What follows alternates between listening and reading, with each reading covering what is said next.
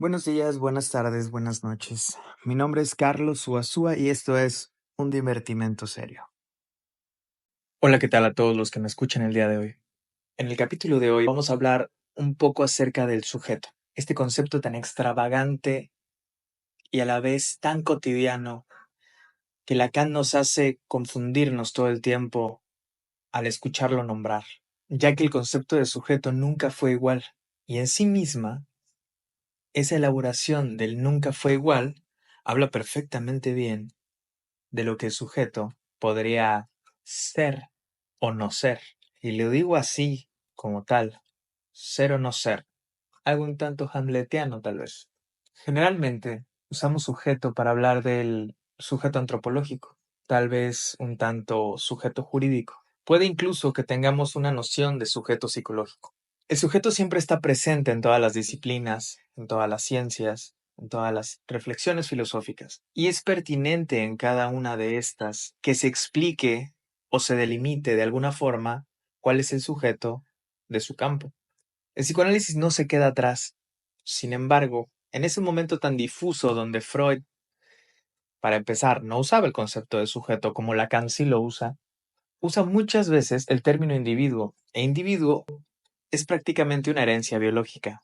Es una herencia de la ciencia biológica bastante acorde con la formación del doctor Freud.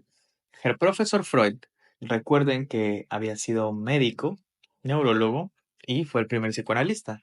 De cualquier forma, la herencia académica que traía da sus frutos y es por eso que podemos llegar a escuchar, o más bien leer, que Freud habla de individuos y en muchas de las ocasiones habla de pacientes o enfermos o neuróticos. Sin embargo, que no se use la palabra sujeto no quiere decir que el sujeto no esté contemplado dentro de una disciplina. Así que bueno, centrémonos un poco en esta breve historia que les intentaré narrar de la mano de Gilles Goffet en un libro titulado El sujeto según Lacan. Este libro lo pueden encontrar en ediciones literales del Cuenco de Plata, una editorial ya bastante conocida y reconocida por publicar y traducir ciertos textos bastante valiosos. Yo voy a estar recorriendo las páginas aproximadamente entre la 13 y la 60 y tantas. Iré contándoles la historia. No me voy a detener mucho en los aspectos teóricos, puesto que lo que estoy intentando mostrar es una clave de lectura. No voy a abarcar todo el libro porque entonces no tendría ningún sentido hablar del libro. El punto es que ustedes puedan ir a encontrarse con Legofe en este libro y puedan hacer un recorrido junto con él de lo que va puntuando. Bueno, voy a ir parafraseando algunas cosas y algunas cosas con ciertos años. Tenemos que recordar primero que nada que el primer sujeto del que se ocupa Lacan es aquel sujeto mentiroso. También deberíamos de recordar un poco de que la etnología de Lévi-Strauss le permite a Lacan, y también por todo el ambiente filosófico de la época, le permite a Lacan retomar el concepto de sujeto y comenzarlo a introducir en un campo en el cual no se usaba la palabra. Recuerden que la enseñanza de Lacan comienza públicamente en el 53, aproximadamente, mediados de año. Y este sujeto mentiroso que dice la verdad entre mentira y mentira, entre engaño y engaño, es un sujeto todavía aún muy hegeliano y también de alguna forma muy heredero de Lévi-Strauss. Recordemos que este sujeto, este primer sujeto, que es más bien un sujeto cuasi antropológico en el sentido de Lévi-Strauss, pareciera conjugar al famoso ello-yo super-yo de Freud. Es muy difuso la manera en la que Lacan desarrolla su concepto de sujeto, sobre todo al principio. Lo nombra tan ampliamente, tan abiertamente, que uno puede fácilmente confundirse. Esto habría que tenerlo en cuenta porque entonces quiere decir que la famosa frase esta de el significante representa el sujeto para otro significante, no es el sujeto de los primeros seminarios de Lacan. Y hay que tener en cuenta estas salvedades para tener una mejor orientación en la lectura. Mucho se habla del sujeto lacaniano, pero hay que tener en cuenta que el sujeto lacaniano no estuvo en toda la enseñanza en seminarios de Lacan. Este sujeto sin la barra, ya veremos cómo es que incide la barra en todo esto. Ese famoso simbolito del S tachado, el S barrado, que es toda una mutación que se va dando en la teoría o en la propuesta de Lacan. Este sujeto del que estábamos hablando, que se puede confundir fácilmente con el sujeto antropológico, es un sujeto que ya había visto la luz del grafo del deseo. Quiere decir que el grafo del deseo es antes del sujeto en la versión canónica de el significante representa el sujeto para otro significante. Palabras menos, palabras más, iremos tratando de abordar esta cuestión. Considero que ya mencionando que no es el mismo sujeto en todas las fases del desarrollo de la teoría de Lacan, ya podríamos iluminarnos un poco. En el sentido de luz, no de divinidad, claro está. Además del grafo del deseo, ya había lazos constitutivos en las escrituras sobre el sujeto. Ya se había definido el famoso matema del fantasma, que en realidad, como lo habíamos dicho en los capítulos sobre los problemas de traducción, es la fantasía. Y igual el matema de la pulsión, que incluye al sujeto, al igual que el de la fantasía. En realidad ellos, o sea, estos matemas habían sido desarrollados antes de la clásica conceptualización del sujeto que tendrá relación íntima con el significante. Estamos en abril y mayo de 1959. Intenten imaginar la escena. Lacan cuenta con un montaje bien preciso del sujeto en su relación con la demanda, que ya había planteado en la conferencia del 9 de mayo del 58, bajo el título de la significación del falo, y del que va a hacer uso completándolo en un punto decisivo. También recordemos que ahí es cuando hará el comentario de Hamlet sobre las escenas. El problema del concepto de sujeto es que realmente es omnipresente en la obra de Lacan, pero hay que ver esos puntos de quiebre. Daré una cita que menciona a Lego Fe del 25 de mayo del 55. Tomamos en cuenta esto porque al final mostraré otras citas donde está diciendo totalmente lo contrario y podemos ver cómo es que el sujeto ha cambiado de conceptualización. Menciono la cita. Dicho esto, es preciso no omitir nuestra suposición básica, la de los analistas. Nosotros creemos que hay otros sujetos aparte de nosotros, que hay relaciones auténticamente intersubjetivas.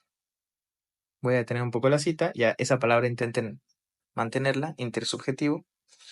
No tendríamos motivos, continúo, alguno, para pensarlo si no tuviéramos el testimonio de aquello que caracteriza a la intersubjetividad, que el sujeto puede mentirnos. Es la prueba decisiva. Aquí tenemos un sujeto que puede mentir y que está en la relación intersubjetiva. Tomen en cuenta muy bien esto, porque esto es del 55. El seminario es el yo en la teoría de Freud, que se conoce también como el seminario 2. Quiere decir que este sujeto en este momento es una instancia de verdad. Es una instancia de verdad que siempre anda, como Legofe menciona, con sus acólitos, que son la mentira y el engaño. Es interesante porque esta es la postura prácticamente de los seminarios 1, 2, 3, 4, 5 y 6 casi. Estamos desde el 53 al 59. Y esa es la postura. El sujeto es una instancia de verdad, o como instancia de verdad, y existe la relación intersubjetiva. Eso es un punto muy importante porque para Lacan en ese momento, en esos años, hay una relación intersubjetiva. Lacan lo está abordando. Lacan se va a centrar en esos años en los desfiladeros de la demanda. Cito a Legofe, lo que primero se llama el niño se encuentra embarcado con el otro en una relación tramada por el significante, puesto que las satisfacciones que espera de este gran otro, más o menos materno, pasan por la articulación del lenguaje. Es bien curioso, es bien insistente. mm, Muchos colegas que mencionan que la madre es el gran otro. No podemos decir que están mal, no podemos decir que están bien, pero sí tendríamos que apelar a, bueno, ¿desde qué seminario estás hablando? Porque si el paradigma planteado por Lacan después de los 60 desubjetiviza al gran otro, que ya habíamos hablado en en los problemas de traducción que podríamos usar la clave de lectura que Sara Basayo nos propone de lo otro para ayudar a esta desubjetivación. Es importante tener en cuenta que así como se identifica lo otro y lo ponen como en el lugar de la madre, cosa que ya me suena más kleniano, al niño en su totalidad, comillas, psíquica, le llaman sujeto. Esto está en Lacan. Esto efectivamente está en Lacan, pero uno no se podría quedar solamente con esa parte de Lacan, omitiendo que es algo que va a destituir dentro de su práctica y de su articulación teórica. Lacan a tal punto, en ese momento, en esos primeros seminarios, en los primeros 6 seminarios, a tal punto toma en cuenta al gran otro como un sujeto que hay una cita aquí del 13 de mayo de 1959 donde menciona: es en tanto que el otro es un sujeto como tal, que el sujeto en ese momento se instaura y puede instituirse él mismo como sujeto, que se establece en ese momento esa nueva relación al otro por la cual tiene que hacerse reconocer en este otro como sujeto, ya no más como demanda, tampoco como amor, sino como sujeto. No nos vamos a ir tan profundo a toda la teorización que está argumentando Lacan, pero sí mostrar cómo en este momento, cuando menos en el 59, parece que todavía está pensando, y lo dice tal cual, es en tanto que el gran otro es un sujeto como tal. Vaya, vaya, parece que nos están cambiando las historias. No me gustaría caer en esto del primer Lacan, segundo Lacan, ultimísimo Lacan, pero sí tenemos que tener en cuenta que el desarrollo de la postura de Lacan es algo que va mutando en cada clase. A Lacan no le gustaba repetirse y va mutando. Entonces, cuando encontramos prácticas donde piensan al gran otro como un sujeto, pues sí, efectivamente Lacan lo dijo, pero no podemos olvidar o no podemos hacernos de oídos sordos ante el hecho de que ese sujeto ya no va a ser el sujeto lacaniano. Voy a seguir un poco más adelante, porque aquí parece que Lacan todavía es algo hegeliano, porque justamente en este momento de la historia es un sujeto que se las está viendo directamente con un gran otro y está a la espera de ser reconocido como sujeto. Bueno, si eso no nos recuerda a la dialéctica del amo y el esclavo de Hegel, no sé a qué podría recordarnos. Sin embargo, también Lacan en ese momento ya había definido al gran otro como el tesoro de los significantes. Entonces aquí hay una gran ambigüedad. Es complejo, Lacan va articulando conforme va hablando en su seminario y es importante irlo cachando. Estamos en esta época del 53 al 59 y todavía falta mucho tiempo para que exista esa frase de que está representado por un significante para otro significante. Y poco a poco parece que entonces este sujeto del que hablaba en los primeros seminarios termina siendo el yo. No me gustaría aventurarme a decir que es el yo, pero parece que tiene una relación más cercana al registro de lo imaginario, con algún tinte simbólico, pero si podemos ser un poco más claros, eso parecería más bien un freudo-lacanismo. Ya habrá tiempo de criticar al freudo-lacanismo, pero tampoco habría que desechar la siguiente idea. Es que Lacan mismo pasó por ese proceso. Ahora, que Lacan haya pasado por ese proceso de lacanizar a Freud y luego como extirparse y hacer el cambio de paradigma, pues eso le pasó a Lacan, pero si nosotros ya tenemos más amplitud o una visión más amplia de la situación, habría que preguntarse por qué es que seguimos incidiendo en los mismos problemas. Regresándonos un poco en el tiempo, podríamos pensar que estábamos entre el 53 y 59, pero si nos regresamos al 49, que era cuando escribe El Estadio del Espejo, tal cual va a estar en los escritos, tengamos en cuenta de que ese sujeto del que se más o menos se mastica en El Estadio del Espejo, que supone que habla de la formación del yo, la está hablando como sujeto. Por eso es que les decía que parece que ese sujeto de lo intersubjetivo que planteaba al principio va a terminar siendo imaginario, va a estar en el campo de lo especular, el narcisismo, lo yoico. A tal punto se va a dar cuenta de esto que por eso es que lo va a botar, lo va a tirar. Y todo resulta a partir de lo reflexivo. Este sujeto de la primera parte de la enseñanza de Lacan es un sujeto que es una instancia de verdad, pero es mentiroso. Pero si es mentiroso, tal cual Lacan lo menciona, es mentiroso o miente por naturaleza y este tipo de expresiones, entonces hay que tener en cuenta algo. Si es mentiroso, entonces es en el sentido del ego cartesiano. Tiene ser. Y a partir de lo reflexivo, hace referencia a que si puede ser instancia de verdad y puede mentir, entonces quiere decir que puede reflexionar. Lacan es forzado, en su cuidado narrativo, a ofrecer a ese sujeto evanescente el momento fugaz frágil en el que estaría allí como tal, dotado de una reflexividad al menos gramatical. Cuando al fin de cuentas se trata de concebirlo fuera de todo sí mismo. Ahí hay un punto clave. Se trata de concebirlo fuera de todo sí mismo. Fuera, sigo la cita, fuera de esta reflexividad, que resulta ser la propiedad inalienable de la mayoría de los sujetos que pudo ver desfilar la historia de la filosofía, para ofrecerle una identificación, que lo introducirá ella en el reflejo, la reflexión y la reflexividad. Entonces Lacan se da cuenta de esto. Lacan se va a dar cuenta de esta situación. Porque si está hablando, incluso gramaticalmente, si está hablando que es una instancia de verdad o como instancia de verdad o es mentiroso, entonces estamos hablando de un sujeto reflexivo. Y justamente el sujeto que va a ir planteando Lacan no tiene ser, no es reflexivo, no es el yo, no tiene cuerpo con carne en el sentido biológico, no es ni siquiera un sujeto tridimensional que habitaría nuestra realidad tridimensional.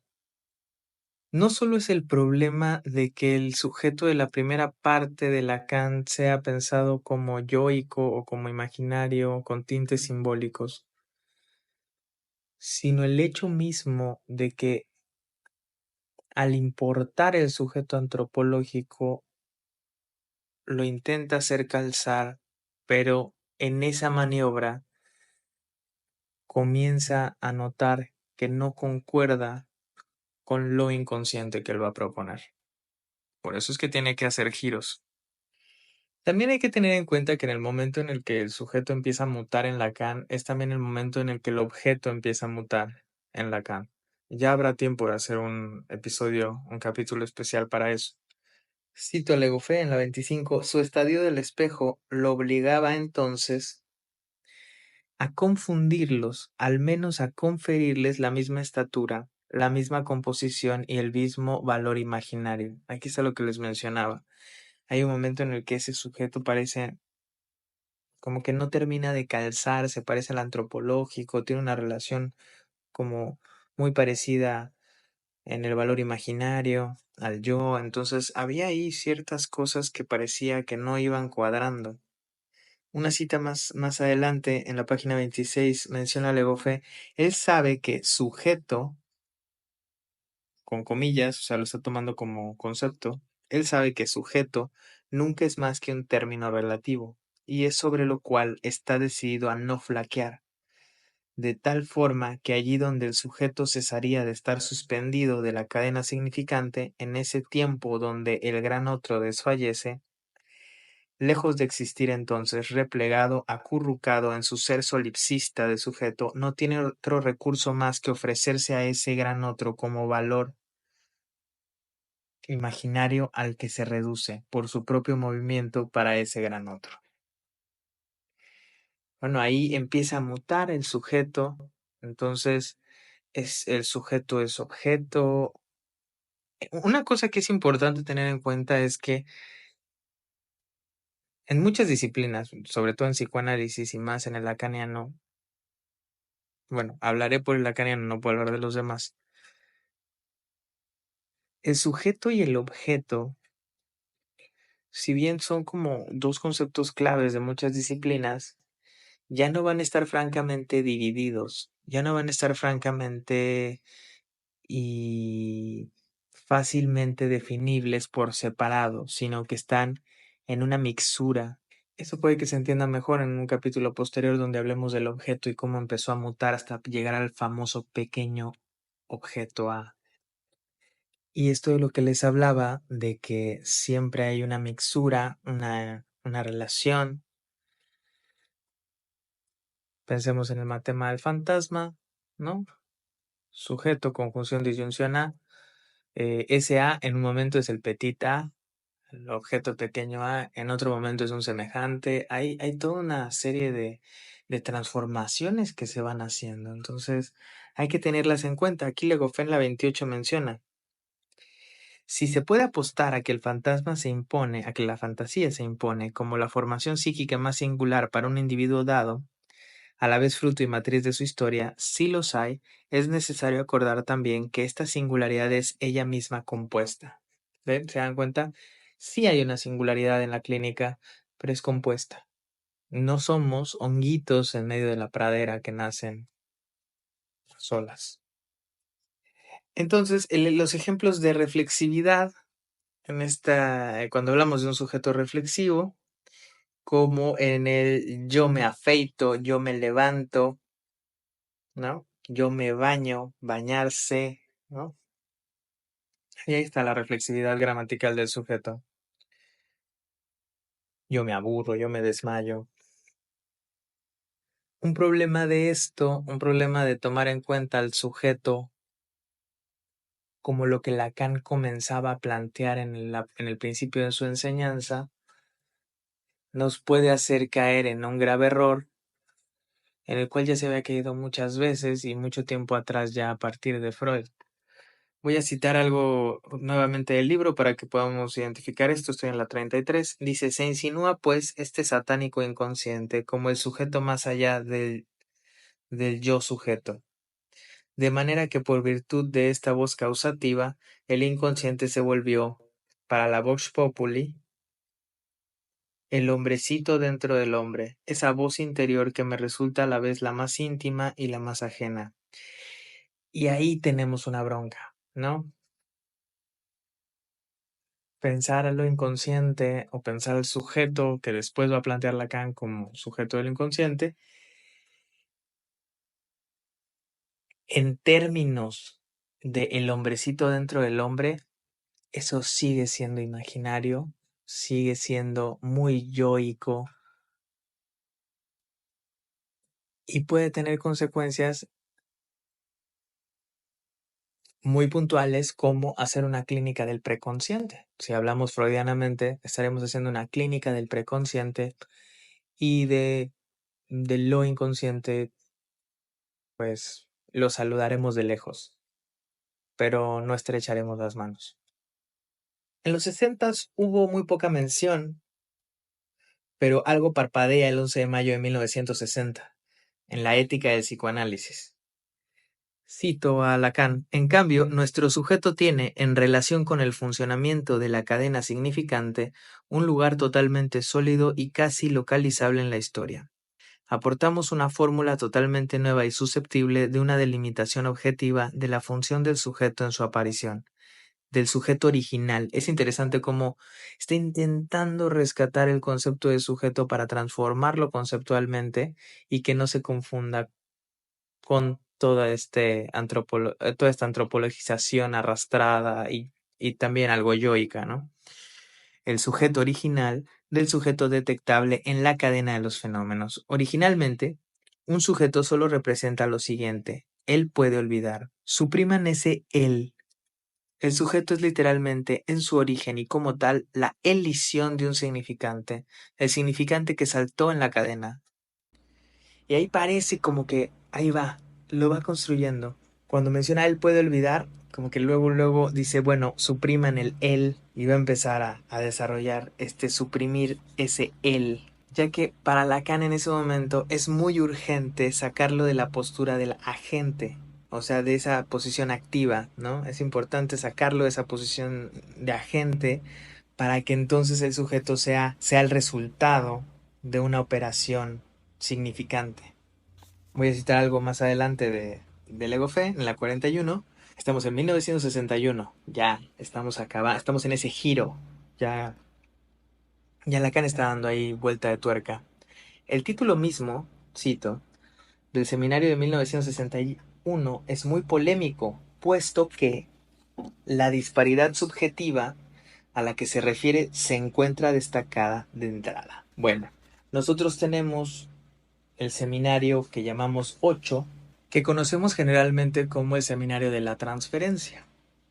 Esto por la mano de Miller. Quienes no tengan muy en cuenta todos estos asuntos políticos y editoriales, mándenme un mensajito y podemos discutir un poco. Pero bueno, el establecimiento que hace Miller deja al seminario con el nombre La Transferencia. Pero el nombre completo es el siguiente: la transferencia en su disparidad subjetiva, su pretendida situación, sus excursiones técnicas. Todo eso es el nombre del seminario. Nos vamos a centrar al problema de que llama ahí la transferencia en su disparidad subjetiva. ¿Se acuerdan que les había mencionado que al principio Lacan sí hablaba de intersubjetividad y que decía que pues así era y que ese era el modo de proceder intersubjetivamente? Bueno, ahora comenzará el asunto con la disparidad subjetiva. No puede haber intersubjetividad, cuando menos no en la práctica psicoanalítica, no puede ser el eje de trabajo porque justamente el sujeto va a ser otra cosa. Y la intersubjetividad quedará más del lado de lo yoico, ¿no? De yo a yo, en el registro imaginario. Y cito, está en ese seminario, Lacan subraya, menciona Lego Fe en efecto, que su título, y empieza la cita de Lacan, subleva contra la idea de que la sola intersubjetividad puede procurar el marco en el cual se inscribe el fenómeno de la transferencia. Y entonces uno puede decir, ¿cómo? Unos 7 años atrás, 6 años atrás me estabas diciendo que sí, que era intersubjetivo y ahora me dices que no, que hay una disparidad subjetiva y que justamente el fenómeno de la transferencia lo demuestra. Todo esto sale a colación porque igual va a discutir la propuesta de Michel Balin sobre la two-body psychology o la psicología de los dos cuerpos. Todo este desarrollo de la psicología de los dos cuerpos estará hablando de lo intersubjetivo en psicoanálisis, sobre todo en el psicoanálisis inglés, y tenía mucho desarrollo a nivel antropológico, filosófico, también estaban los existencialistas, los estructuralistas, había varias áreas, varias disciplinas filosóficas, políticas, psicológicas, incluso psicoanalíticas como lo de Michel Balin, que estaban apostando por esa intersubjetividad. Y entonces es este desarrollo que hace que le caiga un 20, tal vez, a Lacan. Y él menciona su irritación cuando dice, mi irritación que fue grande ha decaído y dejaré a los autores de tales ejercicios en las banalidades en las que se sienten a gusto. Se da cuenta de que el camino de la intersubjetividad es volver a caer en el registro de lo imaginario y en la relación yoica, ¿no? De eso mismo que se estaba quejando y que estaba criticando en cierto sentido de los psicoanalistas de su época. Entonces va a proponer un giro de 180 grados que va a transformar o a terminar de transformar la noción de sujeto. Les voy a dar una cita del seminario de la transferencia, donde habla de la intersubjetividad. Si se acuerdan, ya habíamos dicho que en otra cita de Lacan del principio del capítulo le mencionaba que él pues afirmaba que tenía que ver con intersubjetividad, y aquí en la transferencia 1961 cambia de parecer. Dice así: la intersubjetividad ¿no es acaso lo más ajeno al encuentro analítico? Con solo que asome la eludimos, seguros de que es preciso evitarla. La experiencia freudiana se paraliza en cuanto aparece. Solo florece en su ausencia. O sea, está hablando de que la situación analítica, el encuentro analítico, solo florece cuando existe la ausencia de intersubjetividad. Es un cambio total. Legofe menciona el espacio intersubjetivo, estoy en la 42, parece haberse evaporado entre el diván y el sillón, dejando fuera del espacio del análisis uno de los pilares de la definición anterior de sujeto, dado que está aceptado por todos que la transferencia constituye el centro de la experiencia y de la práctica freudianas. Aparentemente, de un formidable plumazo, deja el lugar despejado para nuevas construcciones teóricas capaces de dar una nueva base a ese sujeto entrevisto con mayor claridad desde mayo de 1959. Evidentemente, Lacan está transformando la noción de sujeto y cuando se toma la cuestión desde lo transferencial, y que ya había él hecho una crítica sobre lo imaginario y el yo a yo, que termina siendo lo intersubjetivo, evidentemente no puede quedarse en ese lugar. Tiene que transformar todos los demás engranes que está trabajando a la par. Con esto también tendríamos que tomar en cuenta que lo que habla al principio de su enseñanza, sobre todo en los primeros 3 seminarios, sobre el sujeto del enunciado y el sujeto de la enunciación, no son tampoco lo mismo, ni están en el mismo marco referencial que el sujeto que va a plantear después. Legofé en la página 45 va a hacer una especie de recapitulación muy interesante y dice, una forma gramatical vacía, se está refiriendo al sujeto, una forma gramatical vacía, yo, entre comillas, acoge esa falta instaurada en la batería cuando se vuelve cadena, esa falta de significante esencial de la metonimia significante que se llama sujeto. Y más adelante menciona Legofé, en la página 46, Lacan no atribuye más a ese nuevo sujeto el saber si miente o no. Ya, ahí ya toda esta cuestión de que la verdad está entre engaño y mentira y todo esto es despojado de la noción de sujeto de Lacan. Repito, Lacan no atribuye más a ese nuevo sujeto el saber si miente o no. De esa forma, continúo con la cita de Legofé, lo excluye de cualquier saber respecto a la verdad de lo que dice. No sabe nada acerca de si lo dice o no, encontrándose así desposeído de ese mínimo de reflexividad en que consiste para un sujeto el saber lo que hace. Y bueno, a partir de ese momento hay una disyunción, ¿no? Hay una separación entre el sujeto y el saber. Y esa separación la va a marcar Lacan con el sujeto supuesto saber, que no me voy a detener en eso, pero tal vez nos pueda dar un poco de ayuda esta cita del texto de la identificación de Lacan, donde menciona el saber es intersubjetivo, lo que no quiere decir que sea el saber de todos, es el saber del gran otro, con O mayúscula. El gran otro, lo hemos planteado, es esencial mantenerlo como tal. El gran otro no es un sujeto, es un lugar al cual uno se esfuerza, dice Aristóteles, en transferir los poderes del sujeto. Y más adelante Lacan menciona, el otro es el depósito de los representantes representativos de una suposición de saber, o de esa suposición de saber. Y es lo que llamamos el inconsciente, en tanto el sujeto se perdió él mismo en esta suposición de saber. Entonces cambian todas las cosas, porque entonces el sujeto ya no tiene ser, el sujeto no puede ser reflexivo, el sujeto no piensa, ni siquiera podría ser pensado porque ni siquiera podría ser nombrado, porque es el significante que falta también, ¿no? Es toda esta elaboración que ver haciendo. No hay saber, están en disyunción el sujeto y el saber.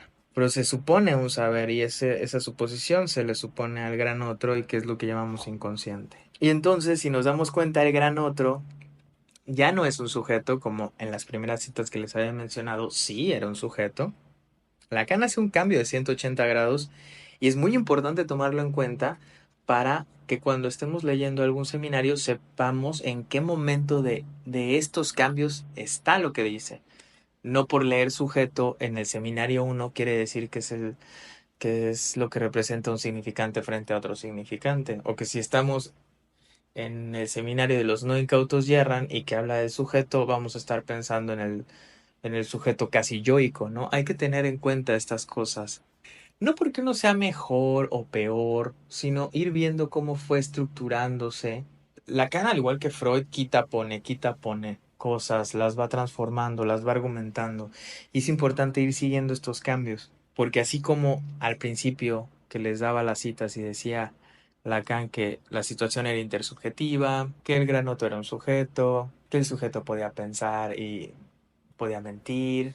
En esta parte, a partir del 60-61, ya lo intersubjetivo tiene que ver con el saber, puede ser más imaginario, el gran otro no es un sujeto, no es un sujeto, donde vendría muy convenientemente la clave de lectura de Sara Vasallo, ya no decir el gran otro, sino lo otro, y el sujeto no tiene ser, no tiene reflexividad, no tiene saber. Si nos damos cuenta, esta nueva noción de sujeto es totalmente ajena a cualquier noción de sujeto que podamos encontrar en filosofía, pedagogía, otras prácticas analíticas que no son lacanianas, en psicología sin duda alguna, en derecho pues ni se diga. Entonces es importante tener en cuenta que esta conceptualización o esta noción particular de sujeto que va a articular Lacan es muy ajena a lo que conocemos nosotros normalmente, incluso en la cotidianidad y en el sentido común,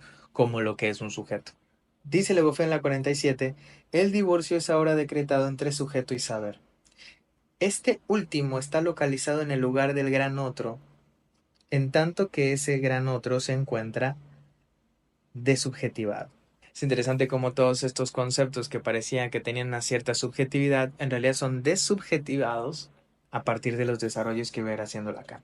Y como otro dato importante que podríamos mencionar, que este sujeto incluso se encuentra desupuesto de todo saber.